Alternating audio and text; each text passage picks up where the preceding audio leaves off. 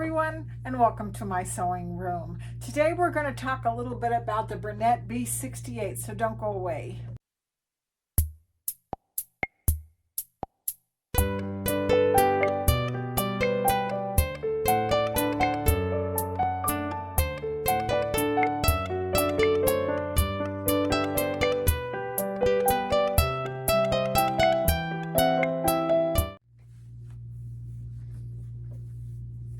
Okay, so my mother, who bought a serger years and years ago, I remember way back when I was expecting my youngest daughter, and then again she bought herself a serger probably about 15-20 years ago, is getting to a point where she can't see very good anymore. So she asked me to help her get a serger that had air threading in it. And a lot of you know who watch a lot of my videos that I already have an air threader, but I recommended the B68 because it's a great basic little air threader serger that doesn't cost a whole lot of money. And I thought as long as we had it, maybe I might show you a little bit about how to thread it if you're a little bit curious. I know I usually stick with the Brother and Babylock machines, but there's so many great sewing machines out there, and this is one of them. So if you just bought yourself a new serger and you need a little bit of help, just go ahead and watch this video. I think I can help you a little bit with getting it threaded up and get you serging.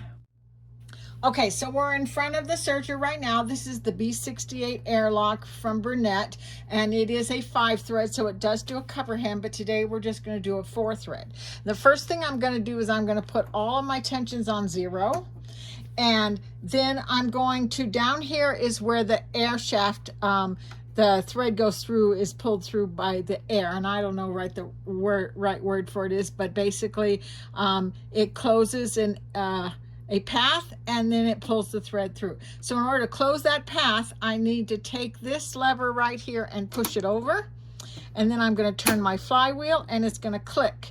And once it clicks, in fact, let me do it so it's off like this, push it over, and then turn the flywheel so you can see everything turn. See, it moves up, it moves down, it keeps going, and then when it comes down here, it clicks and it closes. So that's the first thing you want to do in order to make this work.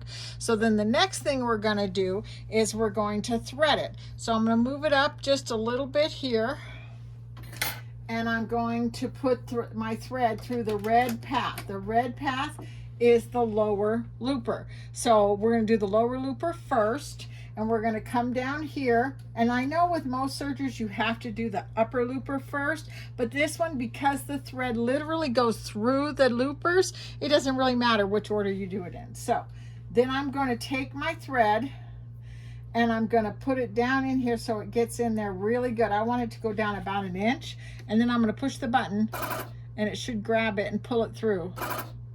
And if you look right here, let me see if I can zoom in a little bit, that thread has already been pulled through. So see how easy that was? Now I'm going to take that thread and I'm going to put it up and over the top here, like that.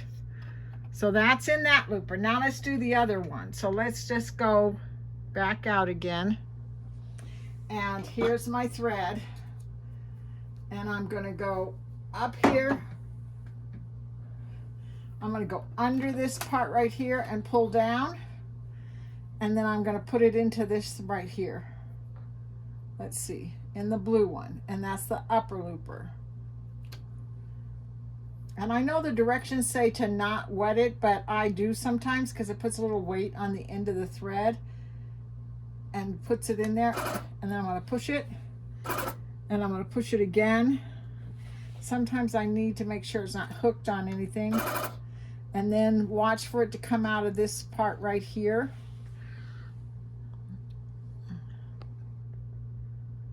It should come out of this part right here. So I'm going to push it again, and there it is. And I'm going to use my tweezers. I use my tweezers a lot when I'm doing a serger. So there's my tweezers. I'm going to put the thread between the blade and the foot and push it to the back. Remember, this one always goes up and over the upper looper, and this one goes this way. So now what I'm going to do is I'm going to go ahead and I'm going to thread those 2 needles. So let me move it back out again. And let's see what we can do. we're going to take this one, go here, go up under here, floss it back and forth so it goes all the way down. And now this is going to go across this way and behind here and up and over. And then this needle is going to do the same thing. We're going to go here, under here, pull down, across, up and over. Now keep them separate. If you have the same color thread, you want to make sure that you don't get them tangled around each other. Hang on just a minute. Let me move this just a little bit here. Okay, so this one is the left needle, so I want to thread that one first. Put it back here. This one is the right needle, it goes here, and then I have to go into the needle. And I don't use needle threaders because they just make me crazy. I just hold my tweezers. Oh, and I wanted to show you something before I do that. These are your needles right here, right? And on the 68, there are front needles right here and back needles. And the rear needles are gonna actually say rear 1 and rear 2. And then there's the front ones. Make sure you put them in the back. You use this tool right here. You turn it and the needle will come out. Put it back up as high as it'll go and tighten it, that screw in the back. And I know those screws back there look almost like hard to find, but there's 2 screws here and 3 screws here in the front. These are for the cover hem. When you get ready to do cover hem for regular 4 thread, there are 2 in the back, and one is always longer than the other. So just look at them. The one on the left is shorter than the one on the right. Make sure you do it that way, otherwise it's not going to come out right. So I'm going to put this back in here, and then I'm going to hold my tweezers like this, and I'm going to put this into the eye of the needle.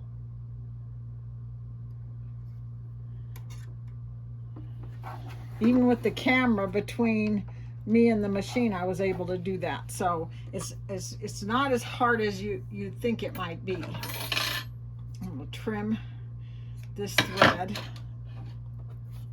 I'm going to hold it like this, and I'm going to put it here like this. There we go. And we're going to pull it through like this. Okay. So make sure that the thread is not wrapped around the foot, and that all 4 of those threads are going to the back. So I've got 2 needle threads and the upper looper and the lower looper thread all coming through here. So now what I want to do is I want to take that part right there. Let me move this back, and this part, remember, I'm going to unhook it so that the needle goes up and down. I'm going to make sure that I have my blade set at 5.5. And I'm going to make sure that this little lever right here that pulls forward and goes back is set on N. And I'm going to make sure, remember I changed all of these to 0. I'm going to put them all on 4. And there's a black box around 4, which basically is telling you that 4 is the default for a regular 4 thread overlock. So that should be good. So now what I'm going to do is I'm going to turn my flywheel and hold my thread over to the side and do this. And as I'm turning my flywheel, I can actually see, I'm going to move this down a little bit, so hopefully, yeah, I doubt if you can see it, but right here, the threads are wrapping around this little finger, and that's kind of like what I would say is kind of like crocheting around the finger, and that's what creates the stitch. So then we can put fabric underneath it and give it a try. So let me do that. Okay, I'm going to close the door here. I'm going to put my fabric right here. And so one of the things with a serger that's kind of neat is the foot goes down and the foot comes up like a sewing machine. But you can put your foot down and use your thumb and just lift like this and put it in front of the blade. So make sure the blade is up and it's in front of the blade like that. And then we're just going to push on the foot control I got way too many foot controls down here. And we're gonna go. And it's cutting off just enough for my seam allowance. I'm gonna sew a little bit off. I'm not gonna stop at the end like you would with a sewing machine. I just keep on sewing, and then I cut this like that. And then I end up with something that looks like this. So that is my overlock stitch. It looks pretty good, doesn't it? It's it crosses the front and the back, cross over each other right on the end, and that's what you want. And then when you turn it this way, you want a nice, really pretty seam right there with you don't see any threads, and that means your tension is pretty darn good. So in doing this, I suddenly realized that I've let you guys see my messy sewing room. No, I'm not as organized as I should be. I always have clutter everywhere in this room. But anyway, I wanted to show you what I was working on. One of the things I love about a serger is that you can finish the edges of everything really fast and easy, and it goes together without any problems, and you just get a really finished look when you're all done. So I'm making this little dress that so you all know that I work at Rocky Mountain Sewing and Vacuum, and we're having our tech party. So if you're in the Denver area and you live close to the Arvada store, come and see us on September the 12th in the store. We're going to be having what we call our tech party, where we'll be talking about all the newest and greatest, including that new Brother sewing machine that I've been talking about a little bit. But we're going to have a theme, and the theme is going to be the 1970s. And I am old enough to have been a teenager in the 70s, and so I kind of have a little bit of an idea of what they would have worn. So I'm going to make this a maxi dress, and I'm finishing all the edges with my serger, and even the hem on the bottom will be done with the serger. Then I'll only have to turn it up once, and even the sleeves I'm going to put on with the serger. If you gather it up and then you finish the edge on the inside with the serger, it makes a really nice finished edge, so that it kind of looks professional. But I don't know, I can't explain it. I just really like the look of the inside of a dress when it's all finished up with serged edges. And then I'm going to gather the top of the skirt, and I'm going to put it on the bottom, and I'm put it on the bodice, and then I'm going to turn it under and finish it so it looks really nice. It has a very 70s bright color vibe, and I'm kind of having a lot of fun with this a little bit. Of course, I don't look like I did in the 70s, but I think it's going to be a really fun dress to wear. So I'm going to go ahead and finish this up, and then I might let you have a little peek of it when it's completely done. Okay, so let's move on to the next part of our B68 Bernette airlock, and let's do a rolled hem. So I'm going to move the camera a little bit closer so you can see what I'm going to do next. Okay, so for a rolled hem, you only need 3 threads, and I put red on here because I'm gonna do something with a red sweatshirt in a little bit. But let's just go ahead and thread these. Remember the steps. You are going to move the lever over. You're gonna turn this till it clicks, and then you're gonna go ahead and put your looper threads in. So.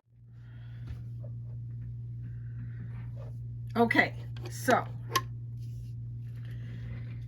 when you do a rolled hem, you only need the right needle, so we're going to take the left needle out. So I showed you this before. You put your tool in here, you're going to turn it and pull this needle out like that.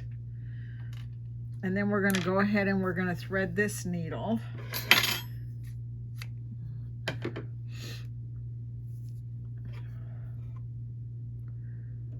Hold the thread, put it through. There we go. I should use 3 red ones, but I'm not gonna. I'm gonna just use the gray one on there. So I've got the 1 needle and the 2 loopers. Now this lever right here that says N and R has to be moved over to the R, because you want it to have a more narrow stitch on here. And the other thing that you want to change is you want to change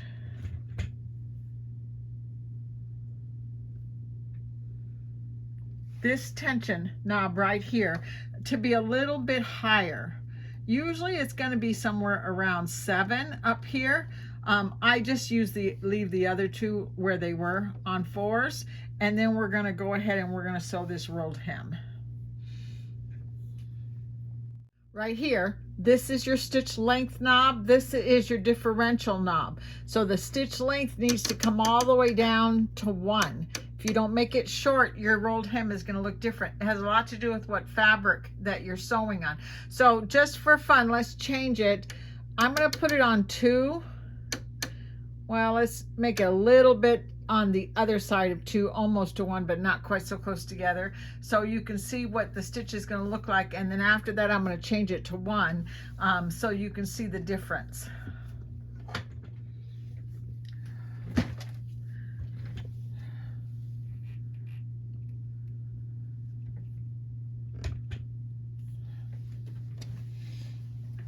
Okay, so we're back, and let me just get this going here.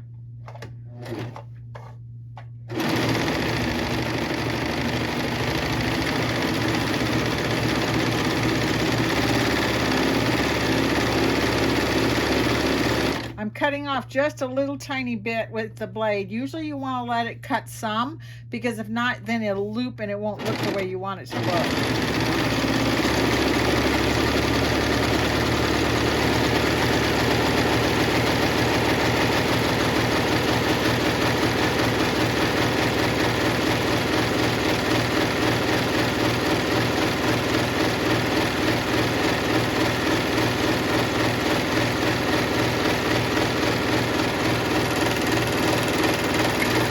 So off the edge a little bit and cut it. So this is a narrow rolled hem.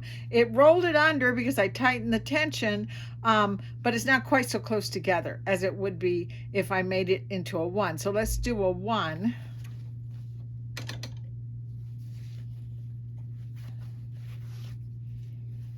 And do the other side.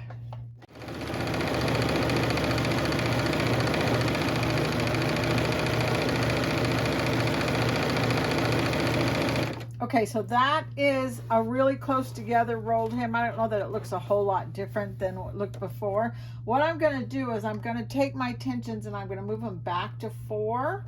And then there's a little lever on this machine right here that has a plus and a minus on it. I'm going to push the plus, put it more towards the center. So what it does is it moves this little finger that's right here out just a little bit, so it doesn't roll it under quite so much, and it gives you a little bit more of a narrow. It's not as wide as a 4 thread, but it's not as narrow as a rolled hem. And since I put the tension back to 4, it should go ahead and do a narrow hem. And I'm going to make my stitch length about a 2, and I'm going to make sure my differential is still on 1, and then I'm going to go and I'm going to sew that.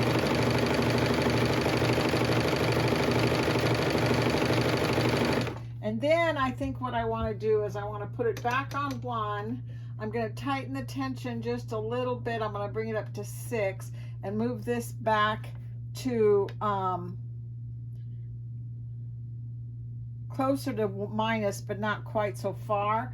And let's see what it looks like.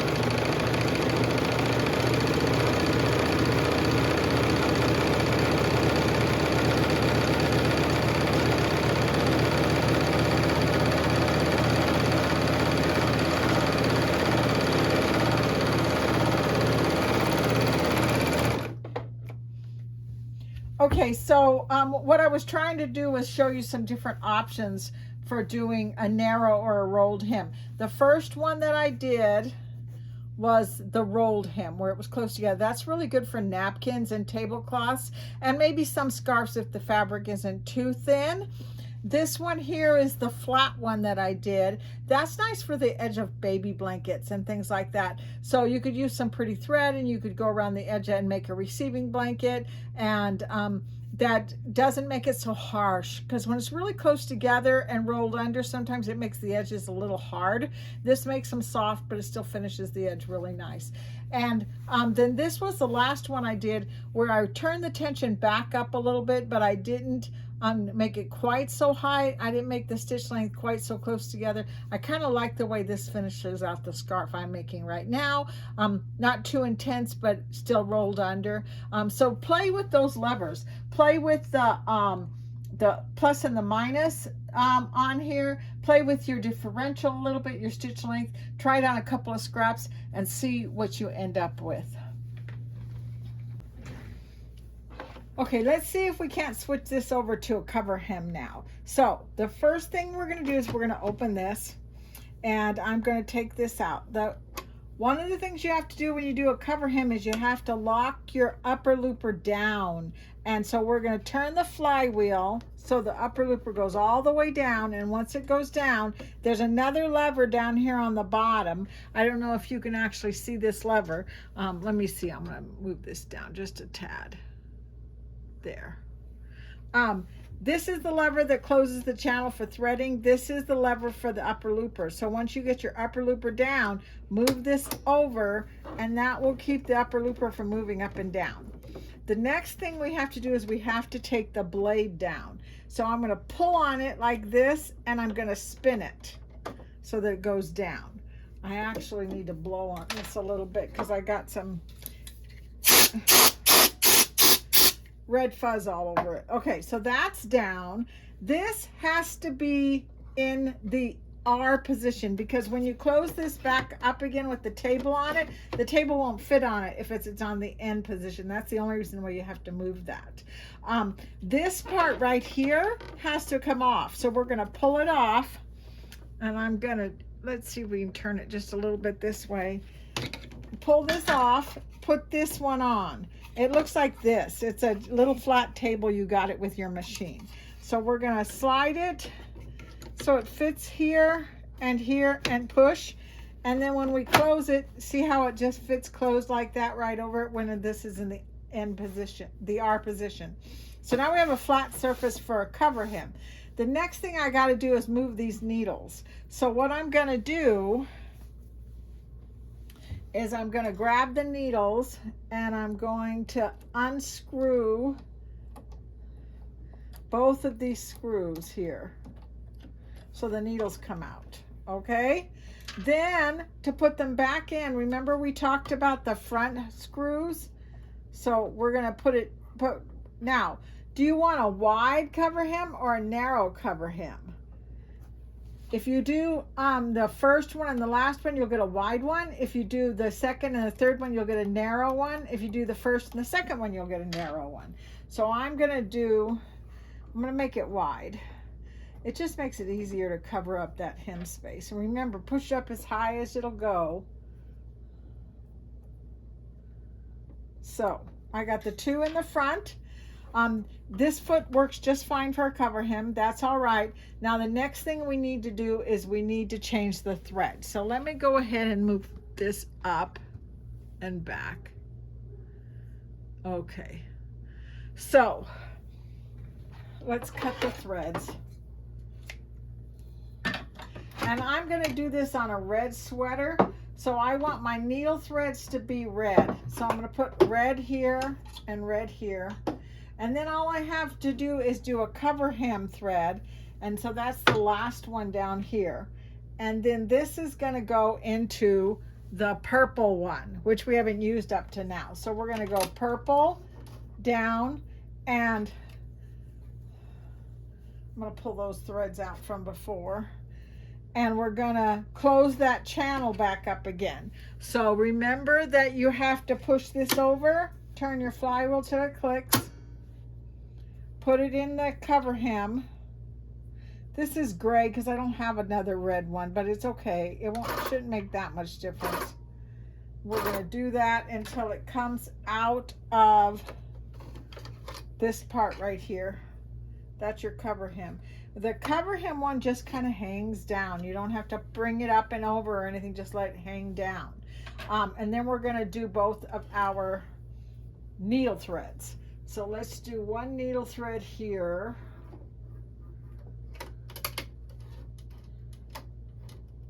Oh, you know what? Usually for a wide one, you want to do the blue one here. So we're going to do blue here and go across, up and over, and then yellow,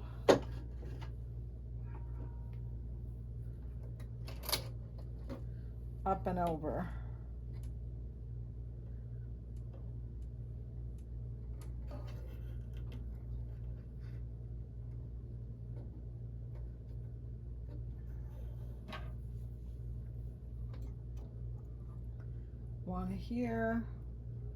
One here, and then go ahead and thread these 2 needles. Okay.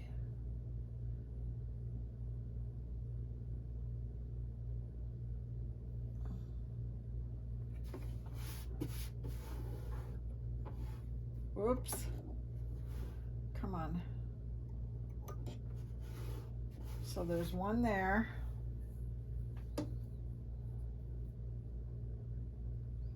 And there's one here.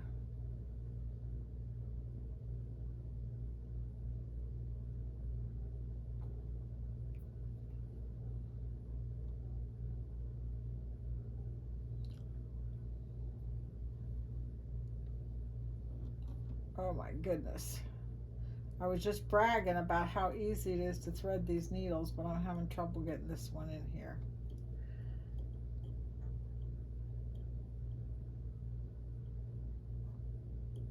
One in there. There it goes.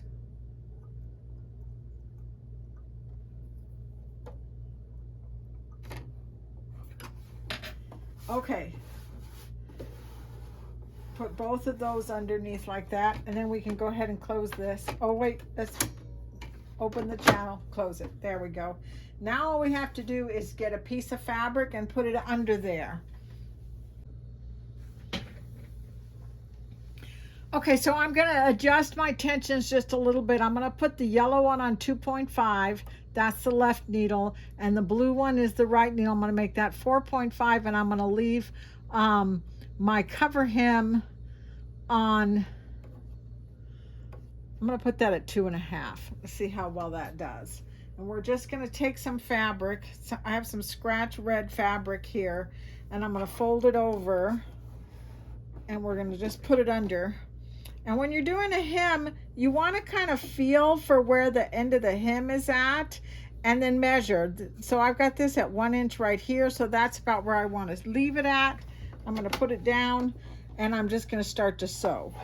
And usually I like to cover hem to be, the fabric to be under when I first start a cover hem.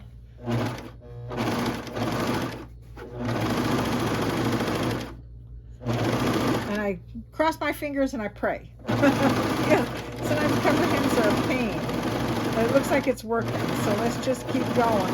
Now with a cover hem, when you're going around a circle in a hem, you're going to come back where you started, right? So you can't just go off the edge. So usually what I'll do is I'll just turn my flywheel, and I don't know if you can see my hand, but turn your flywheel 1 full turn backwards like that, and then lift it. Where's this? Lift, and then pull out to the side like this, and it'll release your stitches.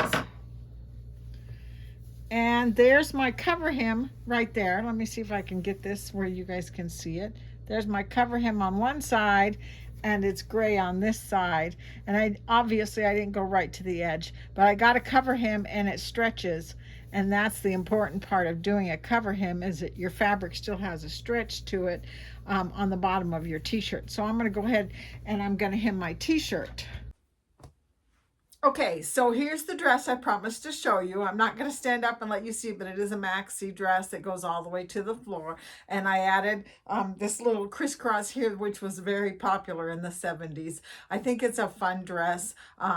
If you are coming to the tech party in September, you'll see me wearing it. Should get a pretty good laugh.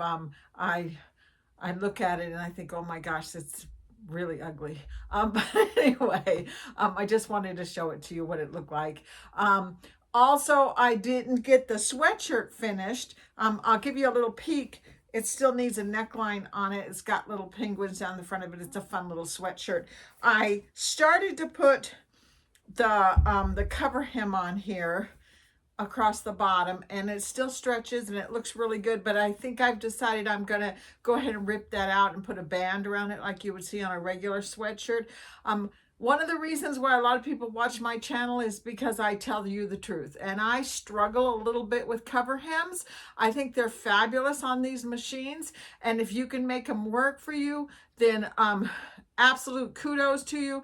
But sometimes the frustration level trying to get a cover hem to do what I wanted to do and get up over seams and stuff is way too much for me.